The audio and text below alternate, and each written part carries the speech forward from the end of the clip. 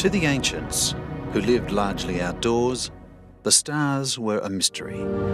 They had no idea of their nature, their origin, or even their distance from the Earth.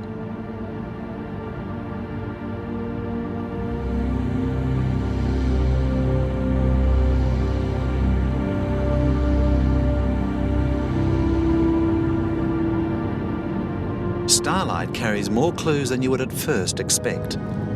By studying it and combining it with our knowledge of matter, we can gain an insight into stars.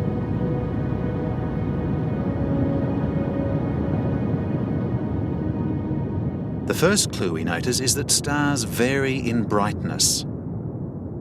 Is this due to a variation in distance, or the amount of light the star gives out, or both? Isaac Newton started by assuming the stars gave off the same amount of light as the Sun. When their brightness was compared to Saturn, he realized the stars were huge distances away. No one had realized the universe was so vast.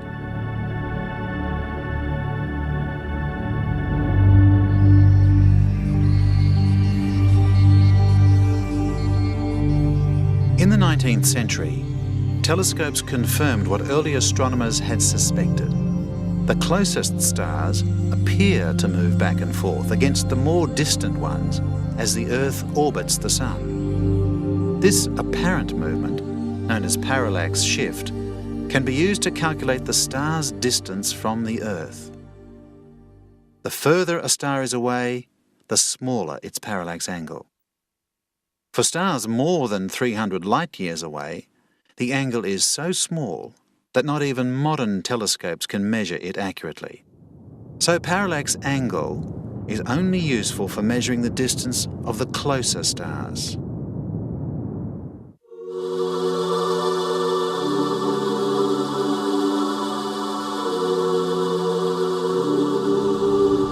By measuring the distance of stars from Earth, we can show that they give off different amounts of light. The stars of the constellation Cassiopeia illustrate this. They all appear to have the same brightness. However, they are different distances from the Earth. So the furthest ones must give off more light or be more luminous than the closest. Luminosity is the actual amount of light that a star gives off. What we see on Earth is a star's apparent brightness. In the Southern Cross, the closest star is not the brightest. So more distant stars have greater luminosity.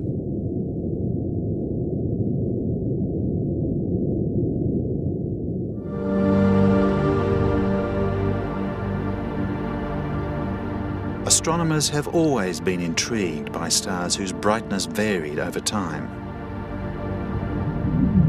They found that some are binary systems, where a dim star eclipses a bright one. Some stars are orbiting a black hole, with gases being pulled off in great streamers. They are distorted, and therefore brighter from one angle than another.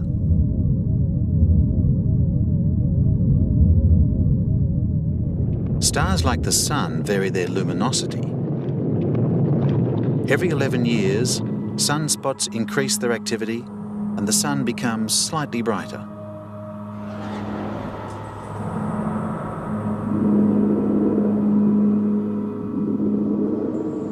Cepheid variables vary much more than the Sun. The Cepheid's period, which is the time it takes to complete a cycle, is directly related to its brightness. The ones that are the brightest vary the slowest. Using various methods, astronomers worked out the approximate distance of certain Cepheids from Earth.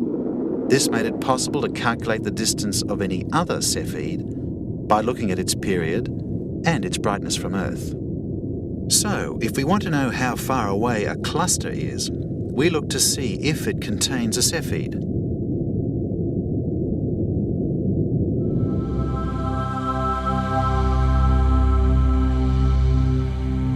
The next clue we get from Starlight is colour. With time exposure, astronomers saw that the colours of stars are subtly different. The question was why? When they looked at the stars through a prism, they could see their spectra. In the spectra, they saw something they recognised. The spectra were produced by bodies of different temperature. So, a star's colour tells us its temperature.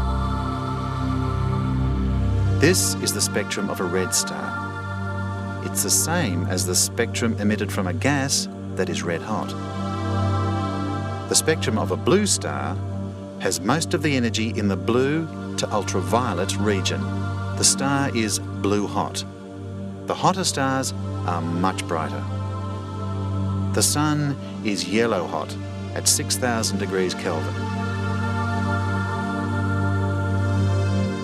When we look more closely at the spectrum of a star, we see black lines where some colours are missing. These are Fraunhofer lines, named after their discoverer. This is an absorption spectrum. If we heat up an element, it gives off distinct wavelengths of light that make up what are known as emission spectra. They are the unique fingerprint of an element. The black lines in the absorption spectra from the stars exactly match the emission spectra of their elements. So the Fraunhofer lines tell us which elements are in the gases surrounding the star.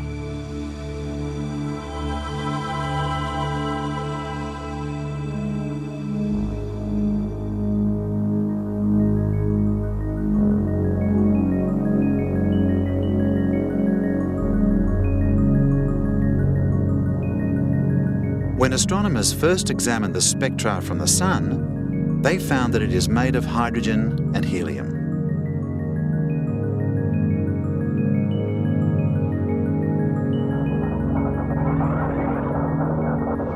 It seemed reasonable to assume then that the energy of a star somehow came from these elements.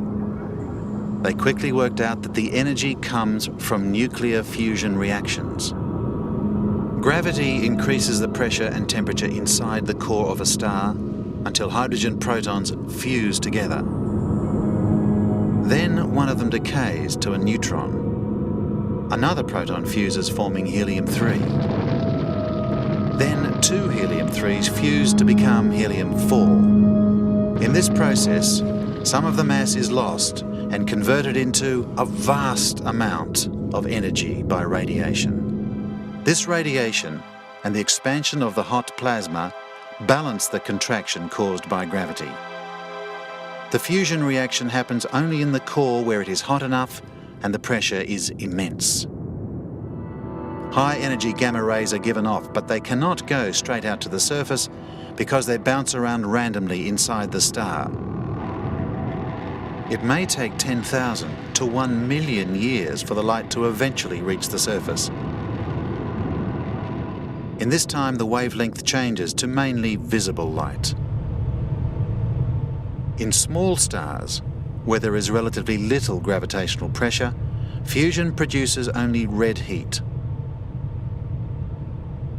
A mid-sized star, such as the Sun, is yellow hot. A blue star is more than 10 times the mass of the Sun. Under huge gravitational pressure, the fusion rate is extremely high. The star becomes blue hot, and each square metre is far, far brighter than the same area on the Sun. On top of this, it has a much larger surface area. Each blue star in the Pleiades, for example, has 20,000 times the luminosity of the Sun.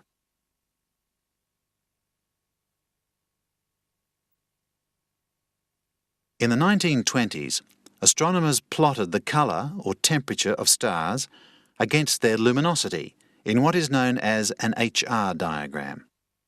Our Sun has a solar luminosity of 1 and a temperature of 6,000 degrees Kelvin. Stars cooler than the Sun are dimmer, while hotter stars are brighter. These are referred to as main sequence stars. But standing out from this logical order were some dim but hot stars. They can only be dim because they are small. In these so-called white dwarfs, normal fusion has ceased. Also puzzling are bright red stars. How could this be? If they are bright, they must have a large surface area to give off that much light, so they have to be big. But big stars should be blue, not red. So these red giants can't have the normal hydrogen fusion reaction either. We begin to solve these puzzles by plotting the stars of several different clusters. Clusters are born in nebulae. They are giant gas clouds of hydrogen and dust and are only just beginning to form stars. If we plot these stars on an HR diagram, we see that they are relatively cool. Only some of the stars have begun their fusion reactions. The gas in a nebula continues to collect and form stars to become an open cluster. We know that open clusters are relatively young because there are still hydrogen clouds between the stars. All of the stars in this cluster are on the main sequence. A globular cluster is old. There is no hydrogen between the stars. We see no blue or white stars, but there are red and yellow stars, as well as red giants and white dwarfs. This suggests that the blue and white stars have used up their fuel and disappeared long ago. Further observations reveal that stars move through various life stages. Yellow stars become red giants and then white dwarfs.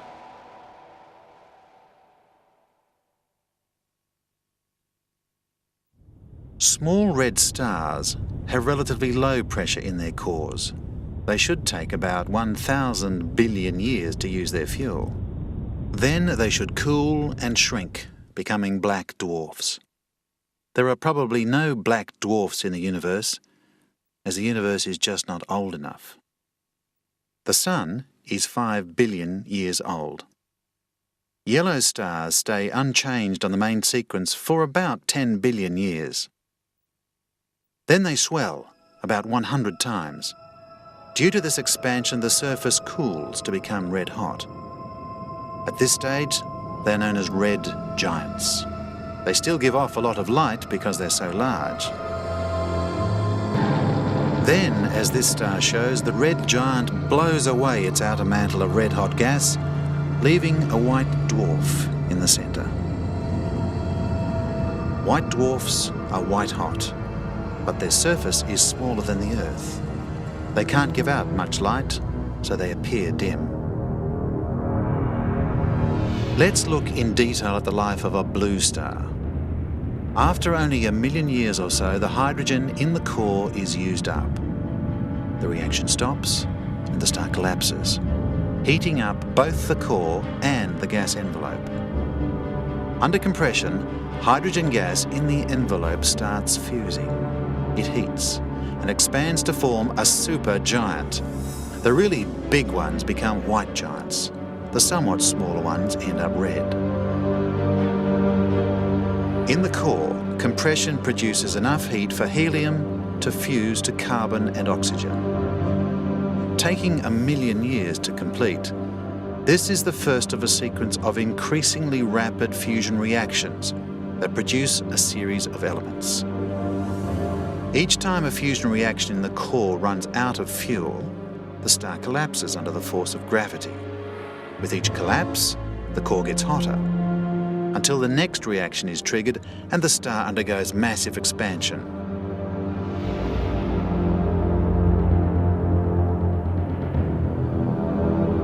When the temperature reaches a blistering 3 billion degrees, it takes only a few days for iron to form from silicon and sulfur. Iron itself cannot fuse spontaneously to become anything else. As the star goes from one reaction to another, it heats up and cools down, so its position on the HR diagram moves back and forth across the top. Eventually, no more heat comes from the core. The star collapses, falling at incredible speeds, up to 1/3 the speed of light. The core temperature soars, reaching an unimaginable 100 billion degrees. The remaining hydrogen and other fuels fuse together in one last massive meltdown. A supernova, A colossal explosion and the biggest light show we will ever see. It's over in an instant, but it's bright enough to outshine an entire galaxy. Coming out of this chaos are the newly made heavy atoms, such as iodine, lead, gold and uranium. Only a supernova explosion can generate enough energy to make those elements that are heavier than iron. In time, matter ejected from supernova explosions will mix with gas clouds and condense back into the stuff of which everything in our galaxy is made: the stars, planets, and even people. As the Earth contains many elements heavier than iron, we must all be children of a supernova.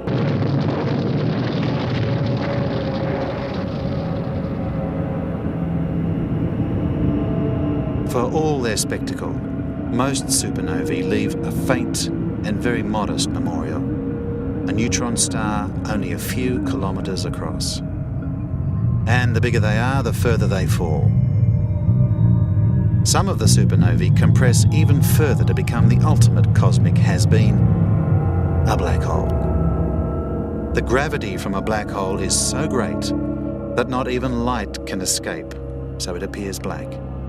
We can only detect them because of the massive X-rays given off by matter as it falls in. No one knows what is beyond a black hole, which makes it such a hot topic for science fiction writers. What's on the other side? Another Big Bang? Another universe with different laws of physics? Ever since the beginning of time, we have looked to the stars and wondered about their origins, little knowing that we have much in common. Through analysing Starlight, we can work out what goes on inside them and what their future may be. And we now know we're all made of the same stuff: stardust.